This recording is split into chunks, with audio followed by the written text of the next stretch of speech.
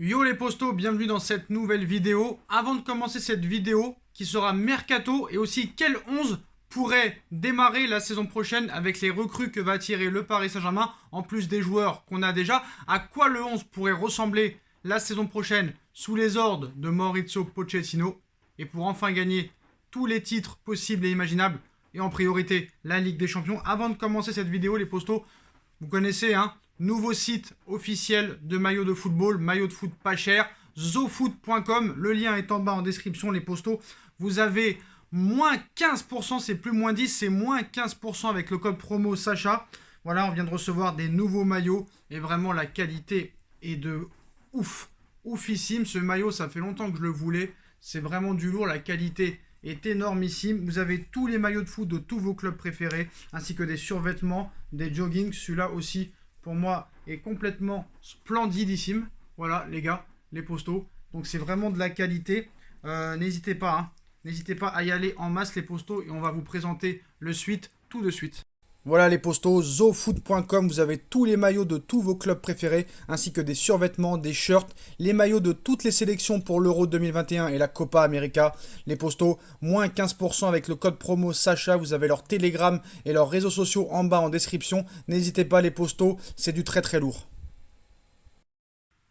Aujourd'hui, jour J, hein, le début des huitièmes de finale de cet Euro 2020 ou 2021 avec Danemark, Pays de Galles, Autriche, Italie. On va se régaler les postos. Beaucoup de Parisiens vont jouer ces huitièmes de finale d'Euro. L'équipe de France, elle, dans quelques jours, doit battre la Suisse pour continuer son rêve et espérer un doublé historique comme ils l'ont fait en 98 et en 2000. Donc on va se régaler les postos. Mais comme vous le savez, il y a un mercato. Le mercato a commencé le 9 juin dernier.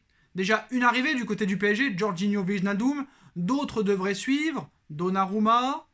Hakimi va bientôt signer officiellement au Paris Saint-Germain. Sergio Ramos pourrait débarquer très rapidement. Et s'il y a des départs au milieu ou en attaque, aussi en défense, ces joueurs-là seront remplacés. Quel 11 peut-on espérer la saison prochaine? Quel 11 doit être titularisé? Quel 11 doit être aligné? Quel 11 va aligner Pochettino? Quel système? Quel dispositif? Quel jeu? On va tenter de répondre à cette question dans cette vidéo. Donc comme vous le savez, hein, Jorginho Wijnaldum vient de débarquer au Paris Saint-Germain gratuitement en provenance de Liverpool. Plus de 52 matchs avec Liverpool lors de cette saison 2020-2021. Titulaire indiscutable aux yeux de Jürgen Klopp. Les supporters n'étaient pas très contents quand Wijnaldum est arrivé gratuitement. Ça prouve qu'au niveau compétences intellectuelles, c'est quand même assez bizarre de ne pas être content de l'arrivée de Jorginho Wijnaldum, 30 ans, avec les masterclass qu'il te fait avec les Pays-Bas et avec Liverpool depuis quelques années. Le mec a tout gagné. Bref, on y reviendra plus tard. On va commencer les postos à dévoiler ce 11. Au poste de gardien de but, Keylor Navas, irréprochable depuis 2 ans. Quelle carrière. 3 Ligues des Champions d'affilée avec le Real Madrid. Des Ligas, des Super Coupes d'Europe, des Super Coupes d'Espagne, des Coupes du Monde des clubs. Et malheureusement, en 2018, on lui a mis Courtois dans les pattes. 1 an plus tard, il décide de quitter le Real Madrid pour le Paris Saint-Germain, où il est complètement indiscutable, irréprochable, extraordinaire, phénoménal, splendide, masterclass sur masterclass. S'il n'avait pas été là, je pense que Paris n'aurait même pas été en quart de finale de Ligue des Champions ou en huitième même. Il a sauvé la saison du PSG avec Mbappé et Marquinhos, qui sont pour moi la colonne vertébrale de ce PSG. Mais Keylor Navas, voilà, on va lui mettre quelqu'un aussi, encore une fois, dans les pattes. Gigi Donnarumma, qui va rejoindre le Paris Saint-Germain. Ça va être fait dans quelques heures ou dans quelques jours. Il a passé la visite médicale mardi. Donc, Donnarumma, Navas en tant que numéro 1. À mes yeux, Keylor Navas doit rester numéro 1. Masterclass sur masterclass. On n'a rien à lui reprocher. Masterclass contre le Barça, contre le Bayern, on s'en rappelle. Et beaucoup d'autres derrière. Surtout en Ligue 1 où vraiment, là aussi, il a été au-dessus de tout le monde. Il a sauvé la saison du PSG. Donc Donnarumma, Navas dans les buts. Je pense que Navas doit rester numéro 1. Même si Leonardo espère que Donnarumma serait titulaire dans un avenir très proche, tu dois quand même avoir un minimum de respect. Je sais que l'oseille compte beaucoup pour tout le monde, mais Navas doit rester numéro 1. Donc on peut espérer que Keylor Navas soit numéro 1. Est-ce que Donnarumma va rester numéro 2? J'ai du mal à le croire. Est-ce qu'ils vont mettre un gardien en Ligue 1 et un gardien en Ligue des Champions? C'est à voir.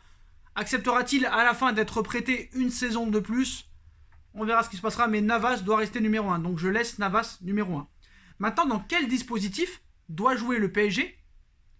Est-ce que Paris doit jouer dans un dispositif en Ligue 1 et un différent en Ligue des Champions parce que le niveau n'est pas le même en Ligue des Champions ou en Ligue 1? Après, vous allez me dire, oui, mais Sacha, tu dis ça, mais Paris n'a pas été champion de France cette saison. C'est vrai, mais il faut voir dans quelles circonstances pourquoi Paris n'a pas été champion. Covid sur Covid, blessure sur blessure, pas de préparation, même si d'autres équipes n'ont pas eu de préparation, mais ont quand même été champions. Voilà, ils n'ont pas eu autant de blessés que nous, ils n'ont pas eu autant de cas Covid que nous, donc il faut prendre ça en considération. Avec l'arrivée d'Hakimi et peut-être l'arrivée de Sergio Ramos, on peut peut-être prétendre à un 3-5-2 ou un 3-4-3 de la part de Pochettino, même s'il n'est pas coutumier du fait dans ses anciens clubs. Il est plutôt 4-2-3-1, voire 4-3-3. Sera-t-il intéressé à changer de perspective, à se remettre en question? Il y a beaucoup de coachs qui l'ont fait. Au PSG, c'est rare qu'on se remette en question. On va voir ce qui se passera. Mais je pense qu'un 3-5-2 pourrait être pas mal. Avec un Hakimi à droite, un Juan Bernat à gauche, même si on sait que Paris prospecte à gauche, je pense qu'on part sur ça. Bernat dans un poste très haut. On a vu Bernat, Juan Bernat, qui a été forfait toute la saison 2020-2021, qui va revenir.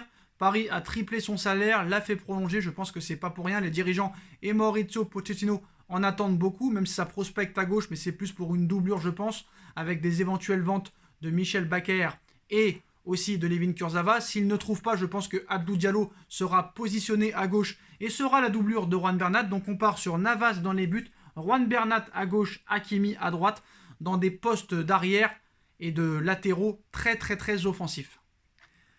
On peut espérer aussi une défense à 3 avec l'arrivée potentielle de Sergio Ramos, Kipembe, Marquinhos, Ramos, parce qu'on sait que Marquinhos est indéboulonnable et indiscutable dans cette équipe.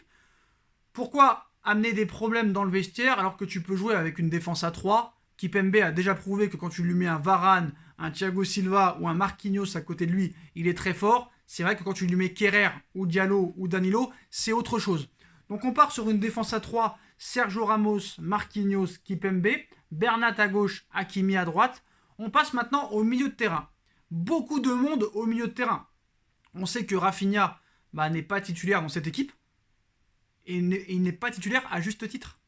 Malheureusement, il est exceptionnel, mais Maurizio Pochettino n'en veut pas. Donc ça m'étonnerait qu'il se fasse une place dans l'équipe. Il est arrivé libre pour 0 € du FC Barcelone. Je pense que Leonardo songerait quand même à le vendre pour avoir quelques liquidités. On en demande entre 15 et 20 millions d'euros. Pour les jeunes, ça va être compliqué de se faire une place pour Edouard Michou ou Xavi Simons, même si on aimerait bien les voir. Je pense qu'on les verra en match amicaux, mais pour l'équipe type, je pense qu'un Marco Verratti, parce que s'il n'est pas blessé, Marco Verratti qui te touche 150 ballons par match, qui te récupère je ne sais pas combien de ballons, ça peut être intéressant en point de basse avec un Jorginho Wijnaldum qui sera titulaire indiscutable dans cette équipe. Pochettino a parlé avec lui, c'est pas pour le mettre sur le banc. Il faut être très clair là-dessus. Maintenant, peut-on espérer un titulaire indiscutable à ses côtés s'il joue à 2 milieux de terrain? Je pense que Verratti sera devant Paredes et Idrissa Gueye. Si c'est un système en 3-4-3 ou en 3-5-2. Donc Navas dans les buts, Kipembe, Marquinhos, Ramos, Hakimi, Bernat sur les côtés, point de basse et récupérateur, Wijnaldum, Marco Verratti, et on partirait, si jamais Icardi et Moïskine partiraient, pour l'instant avec du Neymar à gauche, Di Maria à droite et Mbappé en 9. Si on joue en 3-4-3, je pense que c'est la meilleure solution, honnêtement. Et si un Di Maria est fatigué, pourquoi pas mettre un Moïskine sur le côté, vu que Pablo Sarabia pourrait être vendu dans les prochaines semaines. Donc ce 3-4-3 pourrait être intéressant si on joue vraiment en 3-4-3. Donc je me répète, Navas dans les buts, Kipembe, Marquinhos, Ramos dans l'axe, Bernat, Hakimi sur les côtés, Wijnaldum, Marco Verratti au milieu, Neymar, Mbappé, Di Maria devant. Ça, si tu joues en 3-4-3. Est-ce que, avec Hakimi dans ton équipe, tu peux jouer en 4-2-3-1 ou en 4-3-3? Ça me paraît un petit peu suicidaire. Alors, en Ligue 1, c'est possible. En Ligue 1, tu peux te permettre de jouer dans n'importe quel système si tu as fait une bonne préparation, bien sûr. Si tout le monde n'est pas blessé, si tout le monde est opérationnel, tu peux jouer un petit peu dans tous les postes. On va pas se mentir. L'année dernière, c'est un accident que tu n'es pas champion. Si tu fais une bonne préparation, que tu fais un bon recrutement et que tu n'as pas trop de blessés, tu seras champion de France l'année prochaine, à coup sûr. Là, ce serait une honte si tu l'es pas. Parce que, moi, je pense que 3-4-3, c'est mieux, parce que va dire à Ramos de te mettre sur le banc, c'est possible, parce qu'on sait que Kipembe et Marquinhos ont beaucoup de cartons, comme Ramos a beaucoup de cartons. Faudra voir aussi quels joueurs vont arriver, quels joueurs vont partir. Mais au milieu de terrain, tu as vraiment du monde. Et c'est ça qui est assez exceptionnel. Mais bon, quand je vois Marco Verratti, le 3e match qu'il a fait avec l'Italie, et Wijnaldum, les masterclass qu'il fait, en ce moment au milieu de terrain, c'est eux qui sont le plus amènes à te faire passer un cap en Ligue des Champions, je pense. Hakimi qui peut alterner avec Di Maria, parce qu'on sait que le problème c'est que Hakimi ne pourra pas jouer avec les milieux, même s'il ne peut plus jouer avec une pointe basse qu'une pointe haute. Di Maria devra faire les efforts, mais Hakimi, Di Maria dans le couloir, ça peut être pas mal. Je pense que, voilà, au niveau attaque offensive, quand même, Pochettino, avec Tottenham, l'Espagnol Barcelone et Middlesbrough, a prouvé que, voilà, c'était pressing tout terrain, attaque directe, on veut marquer des buts. Et c'est ça qu'il faudra faire. Parce que moi, je sais que Emery, par exemple, avait été critiqué il y a quelques années, mais Emery fait partie des 3 coachs qui ont eu Neymar, Mbappé, Di Maria dans leur équipe. Regardez les matchs de la saison 2017-2018, ça mettait des 6 à Bordeaux, ça mettait des 6 à Toulouse, ça mettait des 8 à Dijon, ça mettait des 7 ou des 6 à Anderlecht, au Celtic Glasgow, au Bayern, alors qu'avec Tuchel et Pochettino, on n'a pas vu trop de 6-0 ou de 7-0. Avec Emery, on le savait, à Séville, même maintenant à Villarreal, ça joue très offensif. Il faut que Pochettino joue très offensif, tout en sachant défendre. Donc je pense que en Ligue des Champions, contre des Bayern, contre des Barça, contre des Real, contre des Juves, ça peut être risqué de jouer en 3-4-3, mais pourquoi pas déjà commencer à l'instaurer dès la reprise, parce que voilà, Hakimi, Bernat seront présents à la reprise, les autres non, parce qu'ils font la Copa América ou l'Euro, mais je pense que voilà, ce 3-4-3 pourrait permettre d'inculquer une masse offensive. Surtout, il ne faut pas oublier que maintenant, le but à l'extérieur n'existe plus et a été supprimé. Donc si tu fais 2-2 à l'aller et un partout au retour, il y aura prolongation. Je pense que le Paris Saint-Germain doit jouer en 3-4-3, surtout après l'arrivée de Hakimi et la potentielle arrivée de Sergio Ramos. Voilà, il n'y a pas de problème dans le vestiaire, ce serait nickel de continuer comme ça. Voilà, 3-4-3 et après, dans des matchs sans enjeu, où vraiment tu mènes facilement, tu peux repasser à un 4-2-3-1 ou un 4-4-2 ou même un 4-3-3. Mais voilà les postos, donc je vous refais le 11 PSG version 2021-2022, donc Navas dans les buts, défense à 3, Marquinhos, Ramos, Kipembe, 2 latéraux très offensifs, Juan Bernat à gauche, avec Hakimi à droite qui va apporter beaucoup offensivement, Wijnaldum, Marco Verratti au milieu de terrain, Neymar, Mbappé, Di Maria devant. Après, tout dépendra des futurs de Moïse Kean et de Mauro Icardi. Là, on va sûrement me dire comment tu ne peux pas mettre Gay au milieu de terrain, comment tu ne peux pas mettre Leandro Paredes au milieu de terrain. C'est sûr que Gay, Paredes resteront. Wijnaldum, Marco Verratti seront des titulaires potentiels. Il faudra faire un choix. Tu ne pourras pas mettre les 4. C'est impossible. C'est impossible. Qui ira sur le banc? Qui sera sacrifié? Ce sera aux joueurs aussi de prouver. Mais je pense que ce 3-4-3 est assez intéressant. Hein. Navas, Kipembe, Marquinhos, Ramos, Bernat, Hakimi sur les côtés, Wijnaldum, Marco Verratti au milieu, Neymar, Mbappé, Di Maria devant. Après, on refera une autre vidéo si jamais en 4-2-3-1 ou en 4-3-3, ça peut être possible de rajouter un milieu de terrain. Mais avec Hakimi côté droit, il faut mieux jouer en 3-4-3. C'est plus conseillé et plus recommandé. Dites-moi en commentaire ce que vous en pensez, les postos. Je compte sur vous pour bombarder la barre de like. On like, on partage, on commente, on s'abonne, on active la petite cloche pour être tenu au courant des vidéos qui vont sortir. On me rejoint sur mon autre chaîne YouTube SB Foot News. On va bombarder les vidéos en masse lors de ce mercato. Ma cagnotte PayPal est disponible en lien en description si vous voulez faire un don. Merci à ceux qui ont fait un don dernièrement. Mon Instagram SB Foot News, 24 sur 24, 7 jours sur 7 sur l'actualité du football. Et on se retrouve très très vite les postos pour une nouvelle vidéo. Et on fera aussi les 11 des autres clubs. Parce qu'on a vu qu'à City, à Chelsea et à United, ça peut être du très très lourd aussi. Tchuss.